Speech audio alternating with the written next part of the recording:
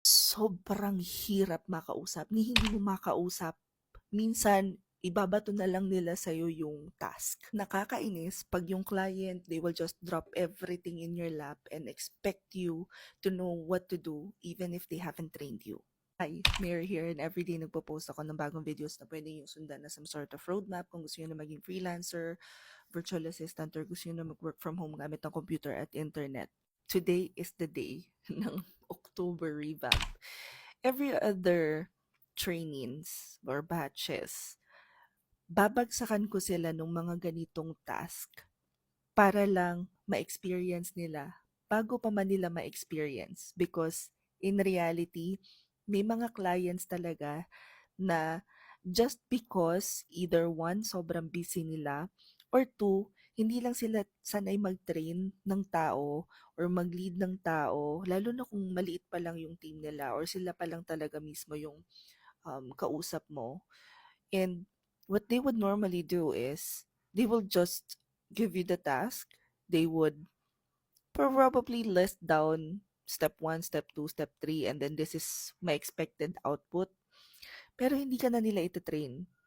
And so, for my mentees to know exactly what it feels like, ginagawan ko sila ng ganitong date na sa training, ang gagawin ko, bibigyan ko lang sila ng, okay, guys, this is your homework. I need this done by this date.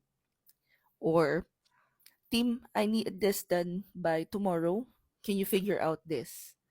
Or bibigyan ko sila ng isang araw na parang I I pretend to be a very difficult client na I expect you to have an output with what limited information I give you, and I want to see how creative you are. I want to see how you communicate. Kasi in the real world, ang daming ganitong clients. Lalo na kung during interview sinabi mo na, I know how to do this. I know how to do that. To a point na dito na pumapasok yung nagsasabi ng fake it till you make it.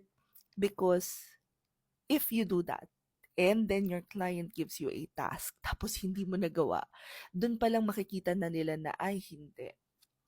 This person, when I interviewed them, lied to me and said that he can do something when as a matter of fact, hindi pa nila alam kung paano gawin. And what I want my mentees to realize is that you will be dealing with different clients, different personalities, different business structures. At kapag ikaw, sa simpleng instruction pa lang, hindi ka makasunod, it will be very difficult for you to grow as a virtual assistant, as a freelancer. So as early as now, I want to be able to train them, make sure that they are aware na may mga ganitong instances, na may mga ganitong clients. And nakikita ko na kagad kung ano yung iba't ibang uri ng response ng mga mentees. How are they going to deal with it? How are they going to deal with the difficult client? And this is something that you can expect from most of our trainings. At times, sinasadya ko na kulang yung instruction. Minsan, ang gagawin ko naman is bibigyan ko lang sila ng homework, hindi ko sila kakausapin. Or minsan, I will let them practice stretching their brain cells to a point na gusto kong makita how is this mentee going to reach out.